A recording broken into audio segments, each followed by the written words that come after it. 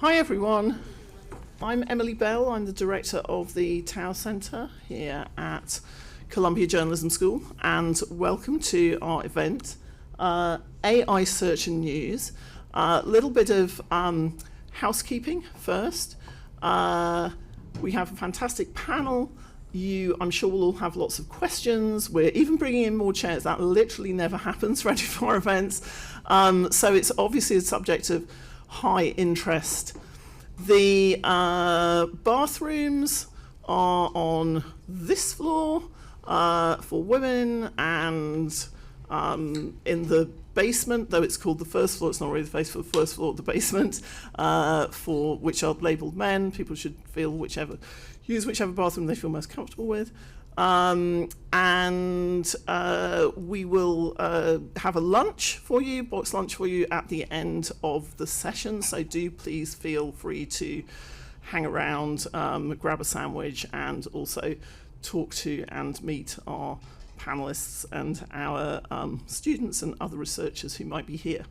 So at the Tower Centre for about the last 15 years, well, it started 15 years ago, for about the last 10 years, our key research topic has been the power of big technology over and influencing the field of journalism, and how does that manifest in all sorts of ways. So we have a framework which my deputy director, Drew Mehta, who's just over there, who leads a lot of our both AI teaching and research. He describes it as build, teach, critique. He's very much in the build category. We both do some teaching. I'm very much in the critique category. So we have a kind of a view of how these technologies are affecting the field of journalism. And obviously we hear a lot about AI. We know that it is having a tremendous impact, not all of it beneficial, but also not all of it detrimental on the field of journalism. And one of the areas that we've been really focusing on is how are people going to be finding and consuming news in this new world, particularly with agentic AI now coming over the horizon. I'm delighted that we've got the most amazing panel who represent the best of interdisciplinary research, both looking at the field but also looking at audiences. And it's going to be led by our brilliant research lead on the Platforms and Publishers project, Klaudia Jazwinska. So I think with that, I'm going to hand over to Klaudia, if that's okay, and she will take you through the program and introduce our panelists. Anyway, thank you very much indeed for coming, and do sign up to our email so you can come to more great events like this. Thanks very much, Klaudia. Thanks, Emily. And thank you all for joining us here today. I'm glad we have a pretty packed room. I'm really excited to introduce you all to our panelists. So starting from my left, we have Aaron Smith, who is the Director of Data Labs at the Pew Research Center. Much of his recent research focuses on the impact of technology on workforce and economic issues, Americans' attitudes towards the sharing and gig economy, and the potential impact of advancements in workforce automation. He has also conducted studies examining the impact of the digital divide and the growing role of mobile devices in Americans' digital access habits, the importance of technology to special populations such as older adults, and the role of digital platforms in connecting Americans to political and civic information. He has master's degrees in public policy from the University of Texas at Austin. Next up is my colleague, Aisvarya Chandrasekar, who is a computational journalist here at the Tow Center, where she studies the uses and impact of AI on the business and practice of journalism. She received the 2024-25 Brown Institute Magic Grant with Professor Drew Mehta to build a tool that uses large language models to help aggregators find and organize public opinion polls. She has contributed research for organizations including The Examination, the Gina Davis Foundation, Columbia Journalism Investigations, and the Turner Center for Housing Innovation. Marianne Aubin Quere is a postdoctoral research fellow at Princeton's Center for Information Technology Policy and an incoming assistant professor at the Information Sciences School at the University of Illinois Urbana-Champaign. Her work takes a social computing approach to understanding how new technologies impact news and information ecosystems. During her PhD in information science at Cornell, Marianne conducted industry-engaged research with companies including Reddit and Mozilla, produced reports to inform policy efforts at the Knight Foundation, and earned recognitions from the International Communication Association and Meta. And finally, Nick Hagar is a postdoctoral scholar at Northwestern University working on the Generative AI in the Newsroom initiative and an incoming assistant professor at the University of Minnesota. Their research centers on understanding the dynamics of collective action in complex digital ecosystems, including how news audiences and journalists leverage generative AI. They have worked in AI and machine learning research at Meta and the New York Times. Sounds like a pretty great panel to me. And so we'll start with some presentations of our recent research related to news and search from our panelists. So first up is my colleague Aisvarya.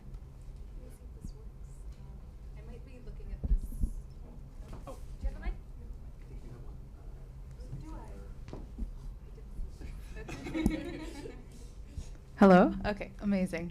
My name is Aisvarya. I'm a computational journalist here at Tau Center.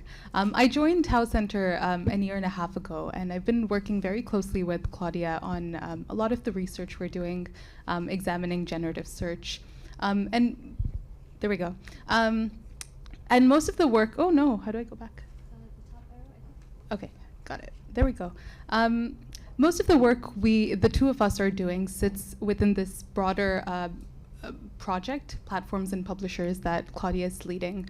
And within Platforms and Publishers, what we're examining is the implications of people using AI platforms to access information and consume information. So a lot of the questions we're asking focuses on what these implications may be for news publishers. So what I'm going to do is just walk you through all the different questions we've been asking and what research we've been doing for the last year, and then talk about some overall findings that persisted across all this research. But if you're interested in learning more about how we approached any of these individual questions, please read the reports. They're written with many graphics and pictures. So, okay. The first two studies that we did, AI search has a citation problem and ChatGPT has a misrepresentation problem, focuses on how these platforms cite news publishers. We looked at 6 platforms and tested out 20 different publishers with different dynamics with platforms, some that had partnerships, some that had lawsuits against these platforms, some that blocked crawlers, gave access to crawlers. What we were interested in seeing is how well these platforms were able to cite the news publishers' content and bring users back to their websites. And we were also interested to see how these platforms reacted when publishers blocked their crawlers, if premium models were more accurate than regular models. The second research that we did, how models verify photographs. This was around the time when many people were asking Grok and ChatGPT to verify photos from current events. They would add Grok and ask, is this true, after natural disasters and wars, and often we were seeing issues with the way Grok and ChatGPT were answering these questions. So we decided to test this at scale to see 2 things. One is, are these platforms able to determine whether images are AI generated or not? And 2, how do they actually reason through images to find the provenance of it? How different is it from our traditional methods of research? And then the last couple are explainers. They aren't necessarily research that are systematically run, but the first one is looking at how agentic browsers, AI browsers, are able to skirt some of these defenses that publishers currently have to protect their content, like robots.txt or paywalls. So this is an example of ChatGPT's AI browser accessing MIT Tech Review's paywalled article and printing out the entire article on the side, even though MIT Tech Review had blocked the known crawlers of OpenAI's. And the second one is looking at why sometimes these platforms aren't using the search functionality. So many times when users are asking questions about current events, these platforms sometimes just use model training data instead of searching the web for information, and this is resulting in outdated information. So what we explain here is why that may be happening. Why is it that these platforms aren't searching the web when questions are clearly about information from after the training cutoff? So if you're interested in how we approached any of this, please read the reports. But some of the broader findings, and we also made trackers to look at relationships between publishers and platforms. Here, Klaudia has very painstakingly documented every lawsuit, deal, grant between publishers and platforms. There we go. Across all the research we've done, something we've noticed is that there are so many factual inaccuracies in every single experiment. In this research over here, we noticed that so many platforms weren't properly citing news publishers. All the red we see, the dark red is completely wrong answers. Lighter red is partially wrong answers. The light green is partially correct answers, right? So we don't see a lot of dark green in this chart. In the second research that we did looking at images, we saw something similar. Just a lot of red here. So this did make us wonder if these platforms are even optimized for accuracy. And in a report that OpenAI had written last year, they mentioned that these platforms are often optimized for overconfidence, which is the next finding. We, in every research that we did, found that the model's way of presenting confidence wasn't reliable. They would sometimes be very confident and certain. When I say confidence, I'm looking at the language that it's using in its responses, the assertiveness, how many qualifiers they're using, like appears or it may be, etc. And often they're just saying, this is the answer, this is wrong, this is correct. And in the first research, overwhelmingly, confidently wrong answers. Second research, same thing. In the image research that we did, we were also noticing instances where correct answers were returned with uncertainty. So this doesn't seem to be a reliable metric. Another finding was that premium models or instances where models had features enabled, like deep research or enhanced thinking, were less likely to decline to answer than regular models. So that's another finding. I don't know if I'm actually showing what I'm saying. Okay, there we go. And lastly, the levers of control publishers think they have seem to be weak. They are blocking crawlers. They're entering into licensing agreements after really trying to negotiate with these platforms, and that doesn't guarantee accuracy of their content. That doesn't guarantee that they're being represented the way they intended to.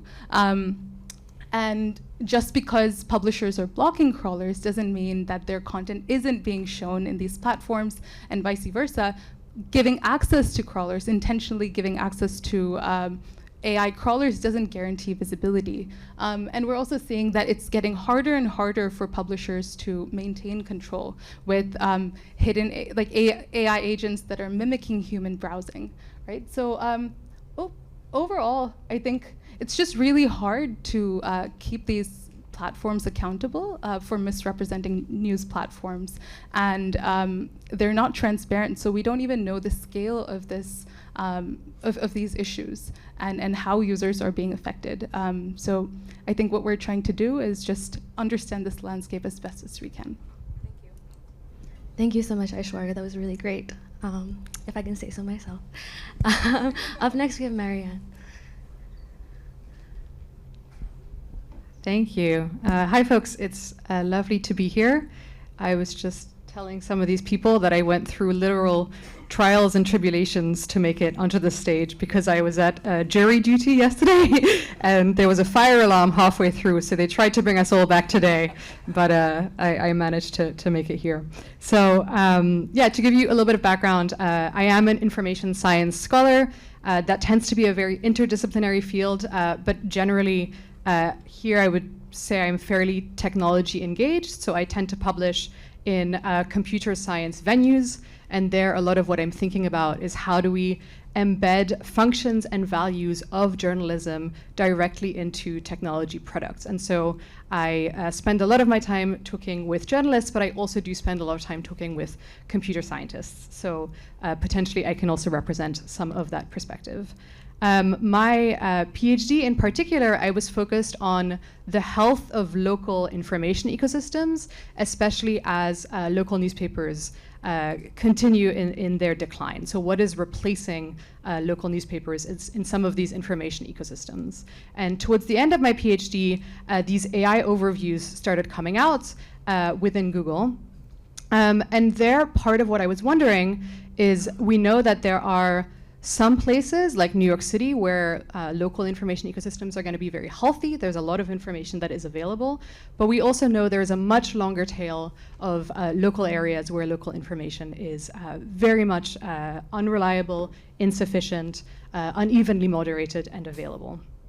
And so I started to examine this question from the lens of these AI overviews. So if we look at a question like this that somebody might look up about a specific area where we're expecting that there would be a lot of information that is available, there's a rich information environment, you can see these tend to be, for example, in this example, it's quite long, there's a lot of information that is provided, it is actually directly citing things like news sources or nonprofits and organizations that are purposefully providing and curating information. If you look at a similar search in an area that has less news coverage or information that is available, you might immediately start to see some differences. So you'll often get much lower, for example, word count, but most crucially, the sources that are being cited tend to be either less reliable or less specific to an area. So here I think this is primarily citing a website called Neighborhood Scout that is aggregating a bunch of different crime statistics, not just for this specific area, but actually across the country. And so it's just being sliced to make it seem like it's relevant or curated to that area. So to understand these differences at a more structural level, we conducted an audit of local information retrieval on Google. So at a very high level, what we did is we selected 115 queries about local community information needs. So questions about things like transportation, health systems, education, things like that. Once we had this data set of 115 queries, we were able to query this for every single county in the US. And so here are just two examples, but you can imagine we did this for over 3,000 counties in the US. And that allows us for a point of comparison. I will go over some of the very high-level insights, but I'm sure we'll dive into some more comparative analyses later today. So the first insight that was quite striking to us, we started this research April or May of this year. We optimized these queries so they would hopefully trigger a lot of AI overviews. They were phrased as questions, they were long, all the things I saw in the Pew report that tend to trigger AI overviews. And still, what I knew from my research is local information ecosystems can be quite weak, right? So I was actually expecting there would not be a lot of AI overviews because I know the underlying data quality in local information ecosystems is not going to be strong. Instead, when we first ran this search in May 2025, already at that point, while they were still launching the feature, 67% of searches were resulting in an AI overview.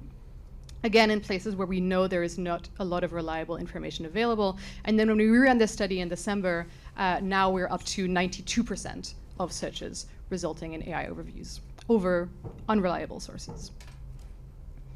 So that's the first insight. I would call these flagrantly generated AI overviews. Second insight is when we look at the sources that are being cited, by far, no matter how we slice this data, the largest representation of sources are these databases and aggregators that I mentioned before: Neighborhood Scout, Area Vibes, Niche.com, MapQuest. Lots of different types of aggregators are heavily featured in this data set and actually quite correlated with underlying demographics. So that's number two, is these databases and aggregators are highly present. Number three, I have less of a clean insight for, but I did want to feature the differences between regular search engine results pages and what we see in AI overviews. And there, at a source level, by far the biggest difference is that these databases and aggregators, while they're featured very heavily in these AI overviews, they are featured even more heavily in search engine results. So we see a drop from about 35% of search engine results pages being databases and aggregators to 25%. Everything else does seem to go up a little bit, including things we might care about, like local news or national news. You'll notice one thing that's very striking is among this data set, national news are really very, very low represented in general. I don't have as clean of an insight here. What we're seeming to find is that when there's some form of content, editorial voice, that does seem to be more represented in AI overviews compared to search engine results. But of course, that probably does not account for, or does not compensate for decreases to click-through rates. So those are the three main insights I wanted to share. Some of the things that I'm thinking about related to AI search and news are, I guess, what I'll call modularize, personalize, and monetize. So how can we think about news when it's embedded across context? How do we think about search when it's happening at this extremely personal level, including interactions? And finally, what are the new types of business models that we can explore in the future going forward? So I'll hand it to Nick. Oh, is Nick next? Yes. Hi, folks. I'm Nick. It's great to be here. Thank you to Tau Center for organizing a great panel with so much solid research. At the Generative AI and the Newsroom initiative, we kind of have two buckets of research, trying to, on the one hand, understand how these models and how these AI systems work at a technical level, how that relates to news. And then on the other hand, how people, how journalists and audiences use these tools in getting news and information. So I just wanted to share a couple of studies in those two buckets. On the one hand, last year, we did some research looking at how models interact with documents. So if we give an LLM a set of documents around a newsworthy topic, we used the then ongoing litigation around the TikTok ban, a whole range of documents, court cases, news articles, blog posts, and ask it a series of questions. How does it respond? How does it treat that source material? So if we sort of cut out that search piece and say, these are exactly the documents you should care about, what kind of responses do we get? And in that work, we saw a lot of the same things reflected in these other studies. That sort of key idea of overconfidence came up a lot. There were hallucinations, there were things that were made up in the documents, but what we saw more of was misinterpreting in ways that a journalist just would not. So you'd give the model a document that has a quote from a US representative expressing their opinion on the ban, something that a journalist would couch appropriately and attribute. The model would just transcribe that directly and say, this is a fact about this ban without the attribution. You would give the model court documents as well as sort of commentary from somebody's blog. It's not able to really differentiate between the level of expertise, trustworthiness, credibility in those sources, and sort of flattens everything into just one equal plane of source material. And so what we saw was like, there is this level of overconfidence that's quite subtle that can lead you to really, incorrect or misleading findings, conclusions from your documents.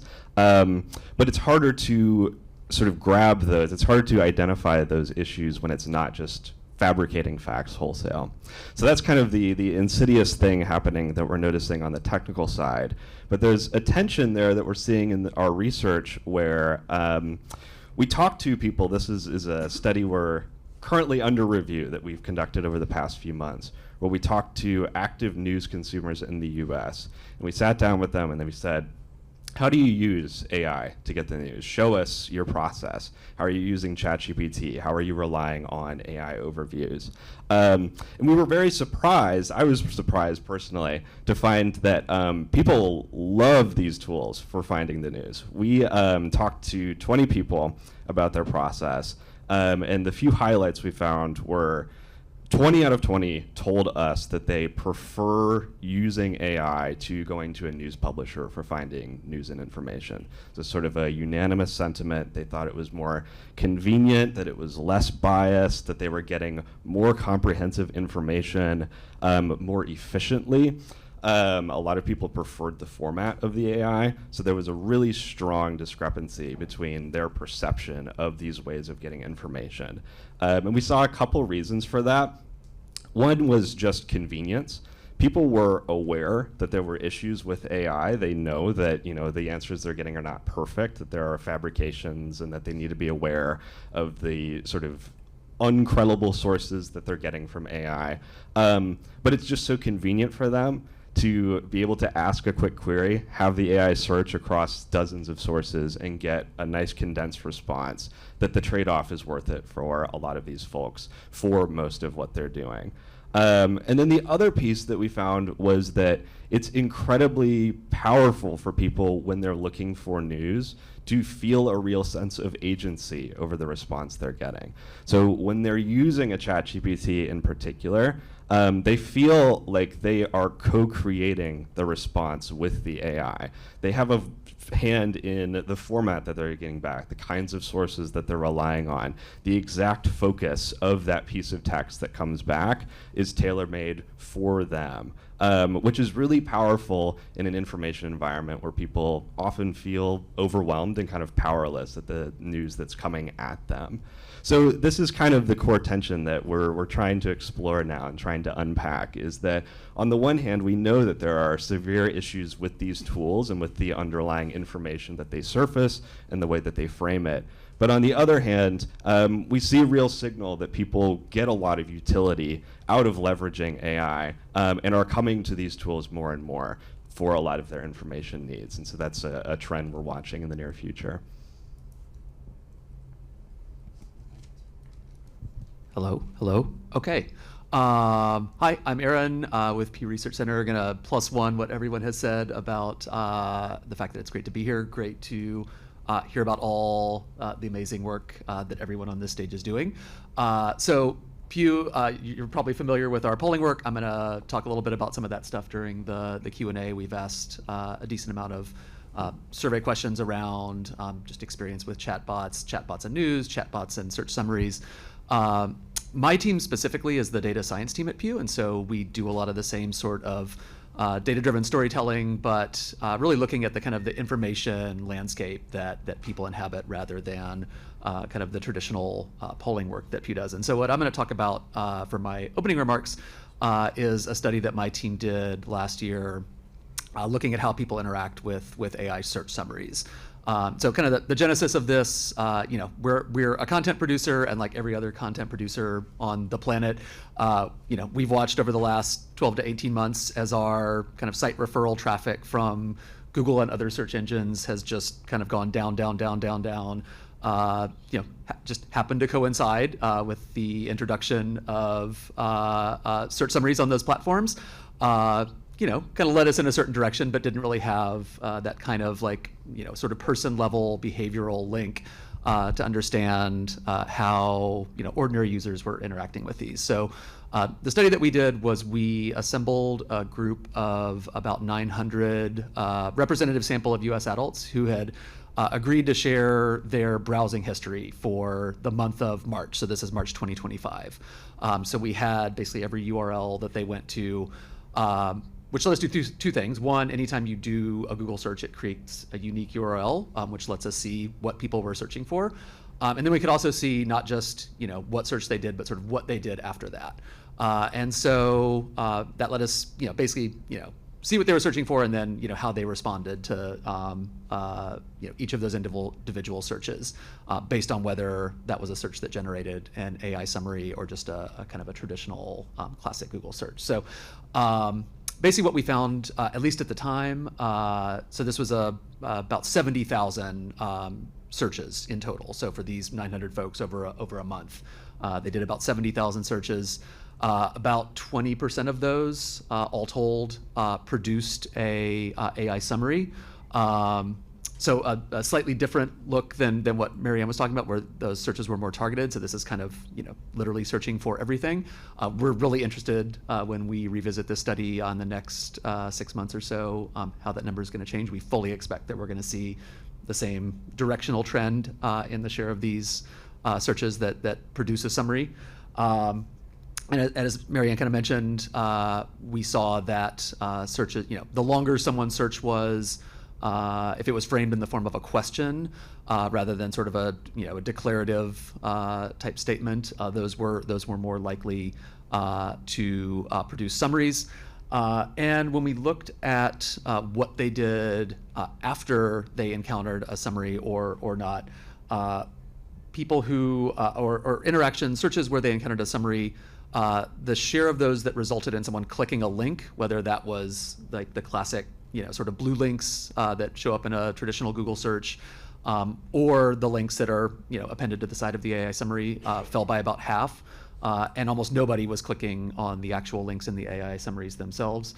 And the share of those searches that resulted in someone basically ending their browsing session or going to something completely different doubled, which is entirely consistent with the notion that, when you have a little robot go and assemble do all of the legwork of going to all the links and putting it in a nice clean package, and presenting people the work that they might have done themselves, they're probably not going to need to go any further and are going to sort of take what they need and move on from there. So I think several other research institutions have found kind of very similar results from ours, looking at things like search logs.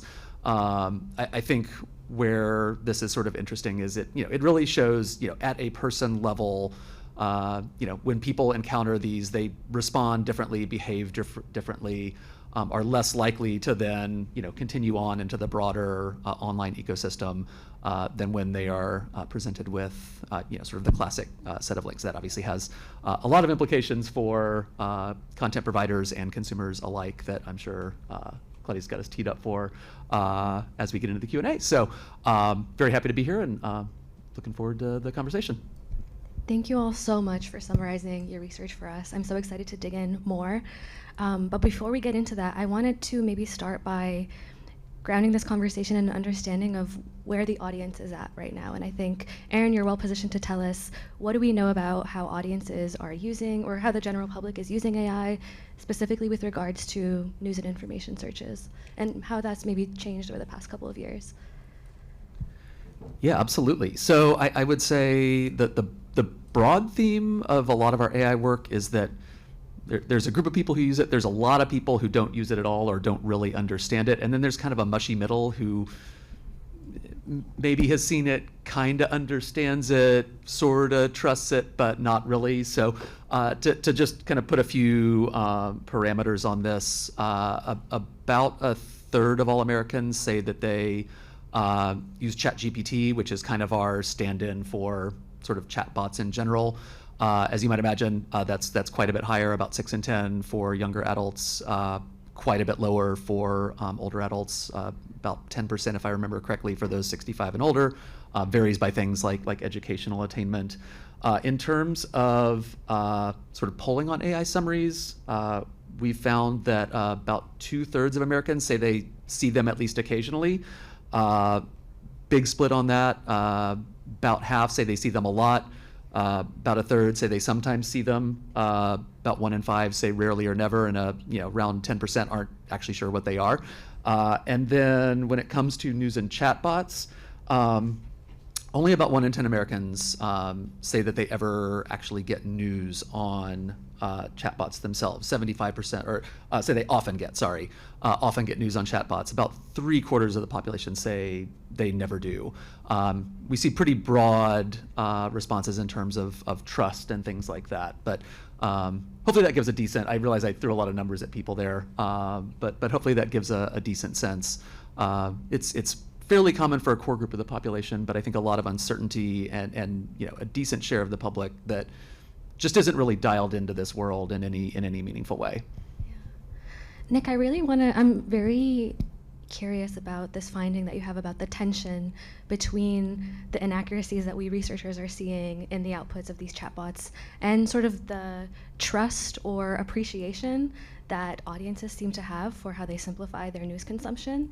I'm curious what you all think of this and what insights you think publishers can glean of that. Is there anything that publishers should do differently about how they deliver information, or should they be warning people not to use them even though they're convenient? What do you think? Yeah, I think it's a tricky position because like the people we talk to are very aware of the limitations, but the core trade-off they're making is that for a lot of folks, the goal was to be just informed enough to be conversant in a topic. If I'm talking to family and friends, I just want to know what's going on, and if I can get that from scanning, 5 seconds of an AI overview, that's great. The things that were really sort of the resistance to doing a deeper dive into a traditional news article with a publisher were things like, oh, it's got a lot of ads on it, or there's a paywall and I don't have access, or we heard a lot about fluff, which kind of like was a painful finding for me to hear about, that people are like, oh, all those quotes in the news article, that's fluff, we can get rid of that.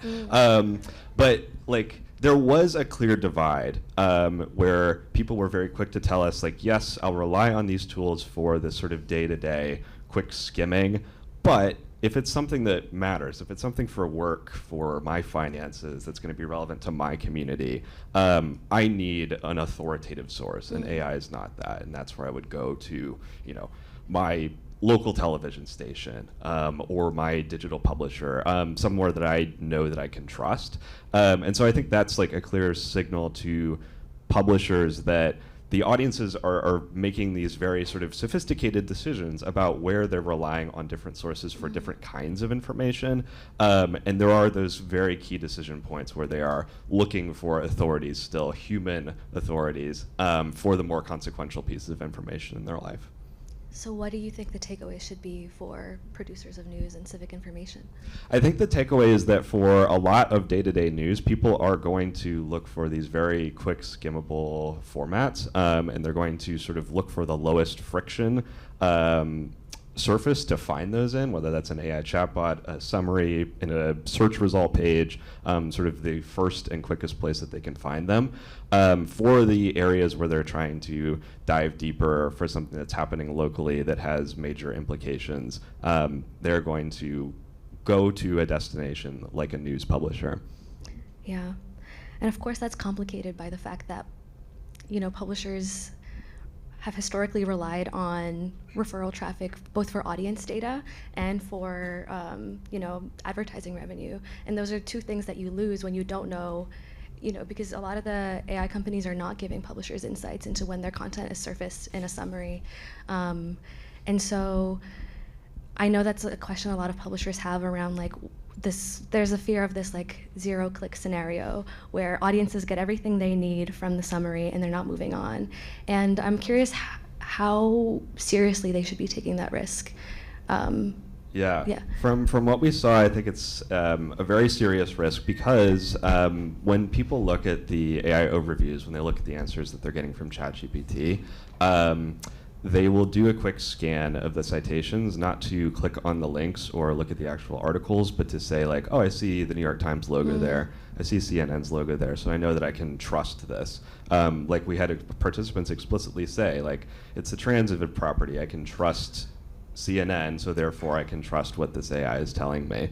And so the big implication there is that, like, based on what we're hearing from people, it seems like the value that the news publishers are conveying to these AI platforms is really not being fully appreciated. It's not necessarily a traffic funnel. It's not necessarily about the content on the page. It's about the credibility of the brand and the ability to put that logo alongside the AI snippet to make it credible to the audience.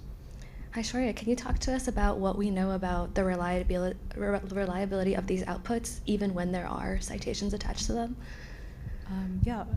So for reliability, and when a publisher is looking at a reliable platform, I think they're looking for platforms that are representing their content the way they've written it, platforms that properly cite them and attribute their work and link back to their current website to drive traffic. And from the research that we've done, we've noticed that these platforms across the board, not any platform in particular, they're pretty bad at citing news platforms, publishers.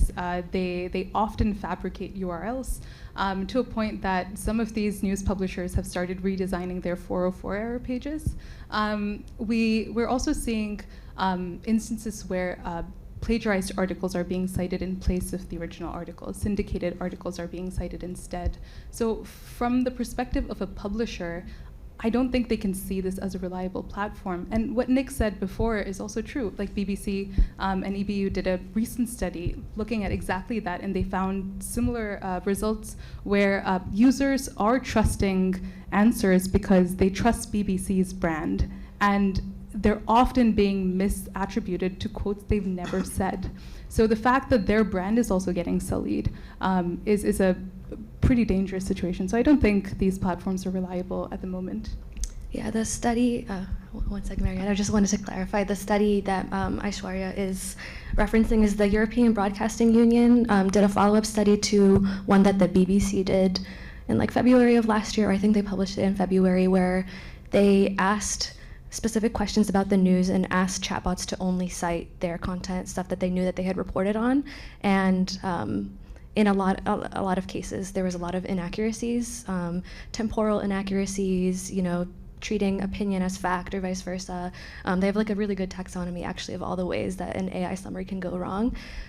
So I do recommend looking into that. But sorry, Marianne, I cut you off. Oh, I was just going to quickly add to that also I think one of the things that has happened is that from the audience perspective, the heuristics for deciding whether to trust or what content to engage with are completely different when we're talking about sources compared with text. And so, when we're talking about source heuristics, you're looking at things like, do you trust this specific brand? When was it published? Do I know who's behind this information? Which would have been how people were parsing through results to decide what to engage with and what to trust. And on the text front, as Aisvarya was mentioning earlier, we have just a completely different set of heuristics to decide message credibility based on things like the authority of the tone or how it's written or how long it is. And so these are just completely different ways that the everyday consumer is making sense of information online. And I don't think currently that the text that is being produced is really very reflective of the source heuristics that should be being translated for the audience. Erin, the Pew Research Center is technically a publisher as well, and so I'm curious if you could speak to what the your experience has been of doing audience engagement and outreach, and whether that's changed as a result of generative search. Yeah, absolutely. So we've kind of approached this in a couple of broad ways, and so a few of the folks on the stage have mentioned this notion of trust and information overload, and that very much comes through in all the work we do. People are just constantly inundated with fact, opinion, information, just streams of stuff, and they repeatedly tell us, it's too much, I don't know how to make sense of it. And so they're relying on those kind of shorthands that several folks were talking about. Whether that's I trust this brand, or I think in a lot of cases it's I trust this individual. This person shares my values. I follow this person for beauty advice or sports coverage, or they talk about religious things that I'm interested in. When they mention a different topic, I'm going to stand up and pay attention to that. So one of the things that we've been doing is trying to sort of get our information into those sort of specific kind of niche communities. So if we're interested in getting a piece of work on religion out there, we're gonna find the people in that space who already have communities, who trust them, who rely on them, who can they can kind of cut through the clutter with, and engage directly with those folks. It's obviously a really different model than what we've been accustomed to when we're just sending out an embargo notice with a press release to all the 250 major newspapers on our press list. But I think that's one way that we've been trying to tackle this new environment, is kind of going around that space entirely and going straight to the people that folks already trust. or where they have that existing relationship with. The other way we're approaching this, we've sort of, frankly, kind of given up on sort of search ever going back up in an upward trajectory. We've kind of given up that battle, I think, and we're really focused on, to the extent that people are relying on search summaries, are relying on chatbots, can we try to ensure that, when they ask about things that are relevant to our work, that our work is cited, that it's cited accurately, that it's not made up. It seems like a low bar, but trusting that, if we're getting our information out there, getting it out there accurately, getting it out there when it's relevant to people, that's got intrinsic value, and is still kind of living up to our mission as an organization. That's obviously more challenging when you're an organization that's funded on ad clicks, and it's definitely much less satisfying to go to your primary funder and say, hey, there's 1 million fewer website visitors this year than there were last year, but we're looking great on ChatGPT summaries. Not quite as satisfying, and so that's certainly a harder sell than it was. But those are two of the ways that we are trying to approach this, given that we're facing a lot of the same headwinds, I think, that potentially folks in this room are as well. Aisvarya, can you talk about the points of leverage that publishers have, if any, when it comes to trying to gain a little bit of control of whether and how their content shows up in AI searches? Yeah, publishers have the option to partner with AI companies, but not all publishers do. They have the option to sue AI companies, but that's not practical for most publishers. So many of them rely on technical control mechanisms. Some of these include robots exclusion protocol, terms of service, third-party tools like Cloudflare, new startups like Toolbit, but each one of these control mechanisms come with its own limitations. Like robots exclusion protocol, for those who haven't heard that before, it's a web protocol. It's a way for website owners to give instructions to crawlers on which part of their website they can access. And this was never meant to be a legally binding frontline for publishers. It was just a social contract for a very long time. But after AI crawlers started taxing servers at the rate they were, they turned into a frontline. So many publishers started blocking AI crawlers, but the limitations are they need to know what the crawler names are to block it. So AI platforms don't always publicize and disclose which crawlers are crawling many of these websites. And even if they did publicly disclose, they were also using other crawlers that they didn't disclose. Some of these platforms were using third-party crawlers. There was an example of, there was an article by The Atlantic talking about how Common Crawl, which is an archival crawler, would open a backdoor for AI platforms to just train off of. So, and the other thing is, with agentic AI, it's harder and harder to find bot traffic because they often mimic human browsing. So robots exclusion protocol has its own limitations. And on top of that, the way these platforms are structuring their crawlers also impact the ability of publishers to crawl it. Block it. For example, Google for a long time, and I think they continue to do it, they've structured their crawlers in such a way that a publisher would have to opt out of Google search if they want to opt out of AI overviews. People are trying to change this in European countries. I think you can speak a bit more to that.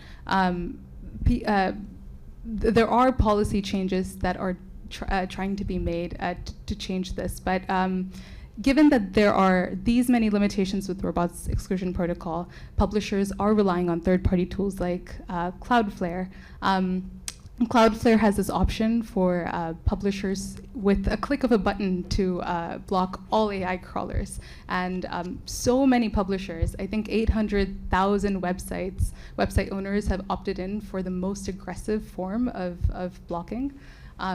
Which is concerning for the open web in many ways. And then we also have the option of Toolbit, which is a a startup company that's trying to monetize bot traffic. And we don't know how many of these platforms are trying to skirt this toll either. So it looks like they do have some options, but we are made aware of some of these limitations, and we're still learning about many of the other limitations of these control mechanisms. I think this is a good segue into a conversation I wanted to have about media plurality. And Marianne, I think it seems like the research you're doing, you have some insights into the kinds of sources that are appearing for users when they ask questions about their local environment, for example. What trends have you seen in your findings?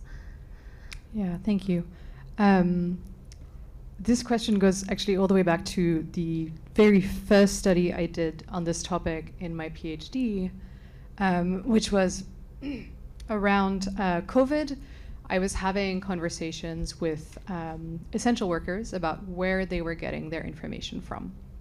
And I knew I wanted to do my PhD on the topic of local news broadly. And so I went into these interviews as a naive first-year PhD student, asking people about their local news consumption.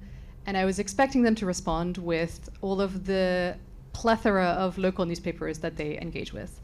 And instead, what a lot of people told me was how they go on local subreddits or how they go on Facebook groups that have, for their sort of county, that end up having more people in them than the entire county that they are living in to begin with. And so I started thinking about this topic very early on. What we're seeing in this case is that the search topic, or rather the sources that are being cited, is very, very sensitive to the topic. And so, for example, you know, the results you get for an education-oriented query is very high in education types of websites compared to queries about healthcare or something like that. What I find really interesting, like I was saying, is the role of social media groups and how that changes and can vary. And what we're seeing in the data at the local level is that often the queries that are in any way more complicated or might require more opinions, so queries about, for example, safety, what are safe areas in a place where you are, or what is a place known for, or even what are events that are going on in a place, those tend to be the ones where social media is very, very strong. One of the things that this also has me thinking about a lot is, you know, we think of this as like maybe a one-directional relationship where you have the search engine and then you have news publishers, and the citation goes from the search engine to news publishers.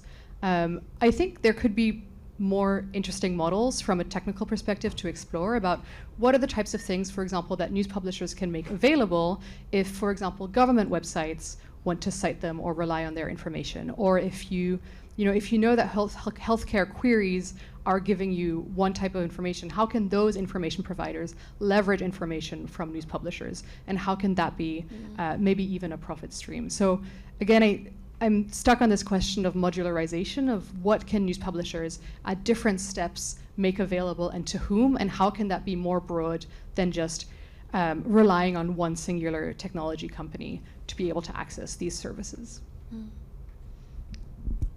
Did you have a thought? Aisvarya, as you were speaking, you also mentioned this concern about fragmentation of the web. You know, if different publishers are employing all these different blocking tools and trying to, you know, engaging in all these acts of self-preservation, what does that mean for the types of sources audiences might see on a different platform? I think there are many risks to the closing of the web, and AI platforms aren't the only ones affected by publishers blocking and taking aggressive measures to close their content. I think it makes it very difficult for users to read news and access information for free, and it makes it possible for a very small select few to access information, quality information, when everything is being protected for IP. But I understand why publishers are doing it too. And I think there's also implications for researchers, right? There's several academics, researchers, AI, ML researchers, journalists even, who are relying on scraping the internet for investigations to understand habits, to understand how people are using this repository that should be shared. And it's detrimental that because commercial AI platforms are taking over and overtaxing these servers, we're losing out on all these other really important use cases of crawlers. And another thing is archivals. We have Internet Archives, and we have Common Crawl and Wayback Machine. These are very important repositories just to keep track of the history of the internet. And because platforms are really afraid of AI crawlers taking advantage of these tools, they're blocking off access to archives as well. So we're losing out on quite a few things because some platforms are taking over and being a little greedy. We don't have a ton of time left, but one thing I really wanted to ask you all is, so everyone approaches their research from a slightly different angle. We have, human-computer interaction, we have polling and behavioral analysis, those sorts of things. And I'm curious, what are some of the biggest challenges each of you have faced in your research, and how do you navigate those challenges? And maybe to add on to that, if there's something you can ask of the AI companies, what would that be?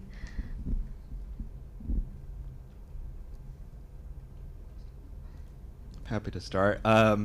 I think one of the big challenges we face is just the speed of change. I mean, these things are changing so rapidly. We saw, the proliferation of AI overviews was very rapid. The model releases are at such a rapid clip that it's hard to really pin down any specific concrete findings around especially the way the technical systems work. We can give a sense of the hallucination rate for this tool with this model at this point in time, and then maybe next week it changes, there's a whole different model, they've rewritten the tool, maybe it's better, maybe it's worse, but it's hard to keep up with, and it takes a lot of resources to run these evaluations over and over again. And so one of the asks for the AI companies, I think, related to that is just like some ability to go back in time, not retire these tools and models, so that we can really more stably track how things are developing and measure, over the past year, over the past few years, what sort of trends have we seen in the kinds of things like accuracy, transparency, provenance that matter for journalism. Yeah, I think I'll echo Aisvarya's point earlier about access to data. I do think one of the interesting approaches we've been exploring more and more is this idea of data donations, so getting people to be able to share and provide their data, and that also has additional advantages about, for example, somebody in our lab is building a data donation tool for ChatGPT, and they have a very complex interface for how you can censor the information that you want to share.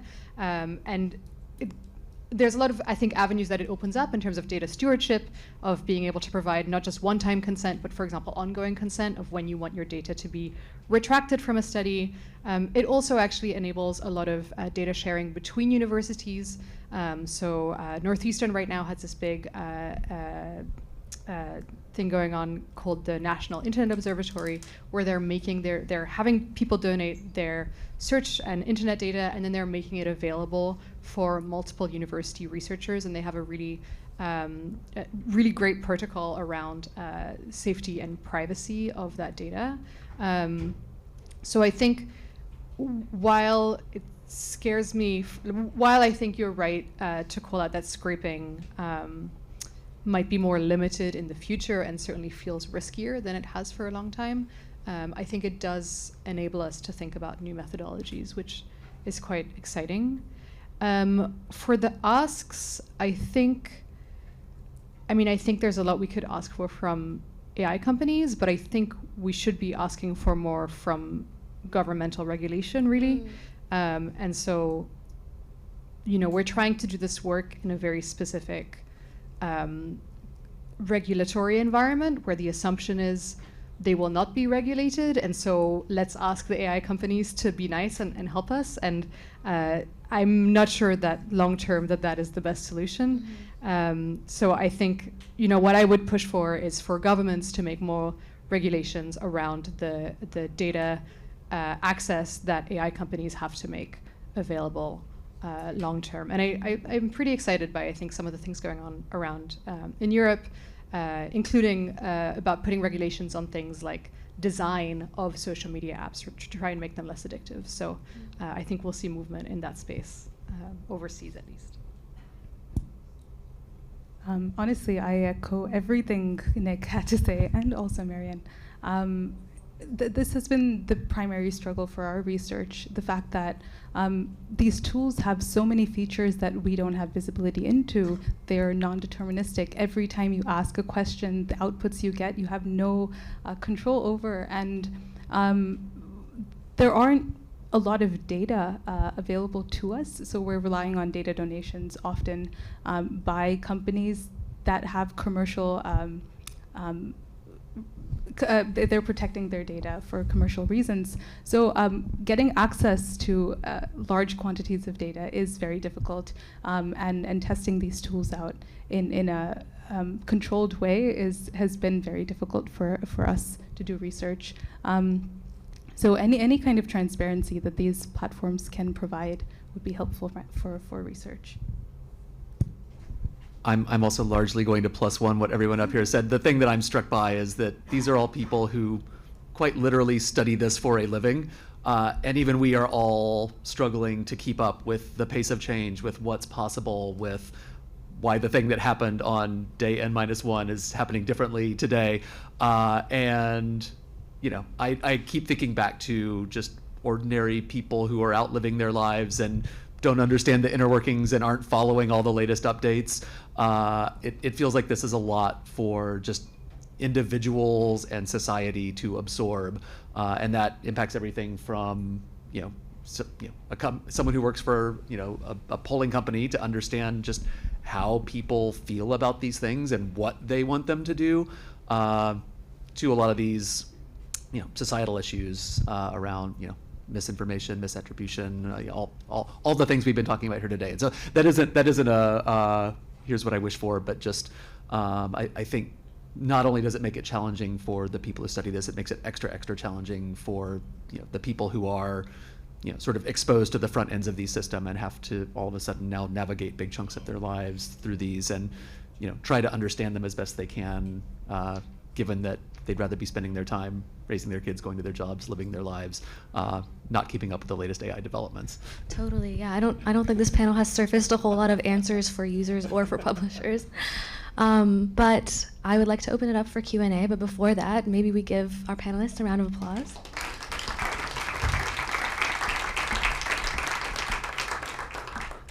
Do we have mics, Hannah? Oh, yeah, there's a person over here in the front. Thank you. Thank you for this incredibly fascinating, cutting-edge presentation. I'm Jessica Siegel. I'm an alum, and I'm also a journalism professor at NYU, and I have been thick into this, working with a team that I've assembled of a data scientist graduate student in the library department, as well as a web developer to build a database. It's called the Women Artists News. It is up, though faulty, and it is digitizing a publication, a feminist artist publication, the Women Artists News, that existed from 1975 to 1992. And this has been going on, and because we discovered ourselves, unfortunately, had to figure it out, that Claude is too unreliable to do any OCR whatsoever, and the team itself didn't know that, and we then moved to Google Vision. But we still need Claude, and I was curious that Claude is really downgraded up there, to then reassemble the pages. And we are now dealing with that. So I have had my hands deep in, and this is my question to you, especially to Aisvarya and Nick, and all of you. You didn't mention what your prompts were that got you your results of this extraordinary inaccuracy, which we too have encountered. Our lovely data scientists, we have gone through it a million times, making our accuracy prompts more advanced, more specific. As we see the type of errors coming in, we have to, so it ends up, the accuracy prompt ends up being an entire page. But then we manually have to go in with a human eyeball and check, okay, the results. So that is, the question is, what are your prompts that you're starting with? Are you assuming this is the average American who's just asking, a question with no accuracy prompt as to the authoritativeness of the result, as to be sure, check your results, only give me a URL. And by the way, Claude has made up URLs. We have seen that. But we have seen improvement. So, we're working with the facts on the ground here with these things that are out there. And what is your research showing? What types of accuracy prompts make an improvement, the percentage of improvement, and then checking on that, because now we're moving into a whole realm of media literacy for the population, which is a way forward. So thank you so much for giving us the cutting edge here.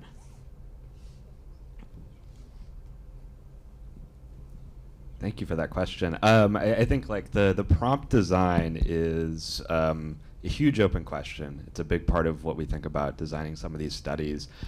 For the work that I was describing, looking at the accuracy, the responses from these systems, the goal was to try and approximate as much as possible the kinds of queries that a journalist might ask of a document set. We ran a whole range of, from very broad to very specific questions, referencing specific documents, asking for an overall summary, varying the number of documents, the sort of size of the context, to try and provide some robustness. But to your point, there's always more that you can do. You can tack on pages and pages of instructions. We know that this is something the AI labs do in the background, is staple on thousands of words of extra instructions to every prompt. And this is something that we've seen success with in some of the other ongoing work around using some of these tools for data analysis for understanding documents. I don't have hard, concrete data for you, but I will say that we've seen success with sort of more and more specific definitions, more and more specific rules and step-by-step workflows. Generally, what we've seen is the less ambiguity you leave in any critical step, the better performance is. But I think it's an open question, how much that really matters and how much that varies from what we would expect from, say, an average user to be prompting these systems with. I think he's right. And for the specific studies we didn't spend a lot of time prompt engineering, because the purpose of that study was to look at how well these platforms were able to identify the source of a block quote. And the reason we chose a block quote was because we needed to find a certain way to extract information that only existed behind a certain website. And a block quote was one way to go about that. So inserting that block quote, how well were platforms able to identify which publisher said it, which article was it, and find the citation for the article. And this was something we did by controlling for Google, which was the traditional way of searching. So if I inserted that block quote into Google search, a traditional Google search, was this tool able to get me accurate citation? So given that this was the control, we had these AI platforms do the same thing that we're asking traditional search to see how well it's able to compare. But in terms of prompt engineering, I think it's very, very dependent on what the task is and what your goals are. There are methods of optimizing for prompts. You can use structured outputs, et cetera, et cetera. But I don't know if there's a golden rule instruction on what the right prompt is. I think it's highly dependent on the project. But for all the research that we've done, the prompts are in our research. The data is there. It's all open source. So if you want to try attempting to recreate our research, you should be able to. Yeah.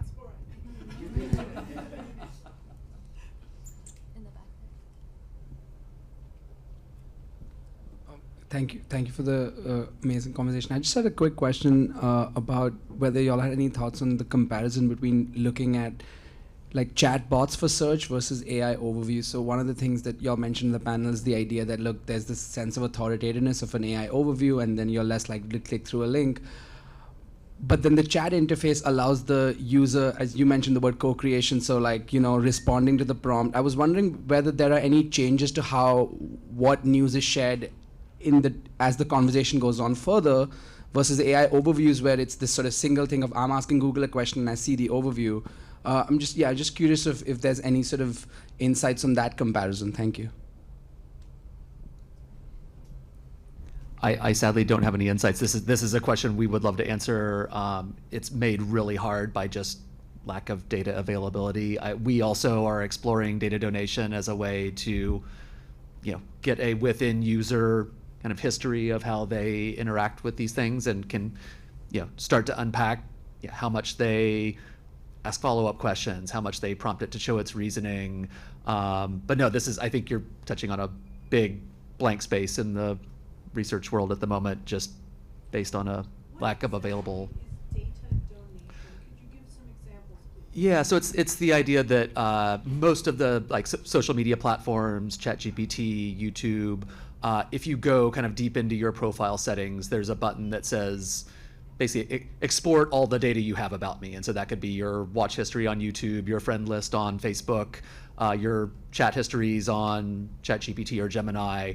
And so it's a sort of, for a single user, a sort of complete, or as complete as the platforms and the user who's donating the data allow it to be, picture of all your interactions on the platform. And so kind of gets past a lot of the limitations of dealing with everything from social media to chatbots, which is that everything beyond basically things that are publicly visible on your profile are kind of a black box, and it's sort of impossible to see.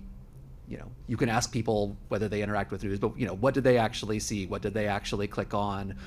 Those can be very hard to answer with other methods. So that's basically the idea: is people export their data on a platform that the platform has about them and share it with a researcher to use in their work.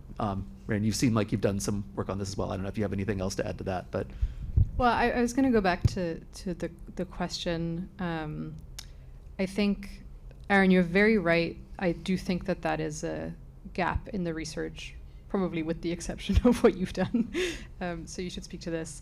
I will say I am quite excited, directionality-wise, about people using chatbots for news consumption. I think there are really big issues around provenance and heuristics and credibility, but we're doing interviews right now about mental health and news consumption, and over again, especially for younger audiences, what we hear is, I'm overwhelmed by news, it's too much, there's too much negativity, it's not specific enough to me, why should I care?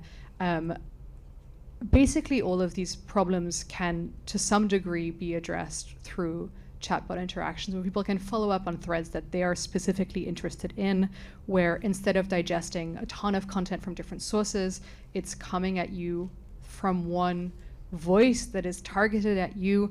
And again, I know there are all these other problems that come up with that, but I can't help but feel there is a really rich future there if we can make it happen for people to be able to consume news in ways that fit their needs.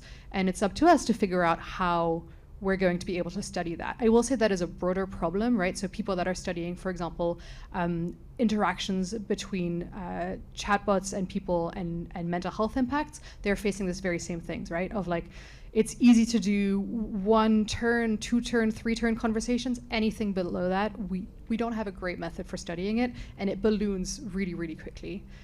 So I think, again, and I was talking about the sensitivity of queries, like how you search for it is so important for downstream. What's the information that you're exposed to? So I think we'll just have to get more sizable data sets to study to understand how that happens. But I'm quite compelled by the use case overall.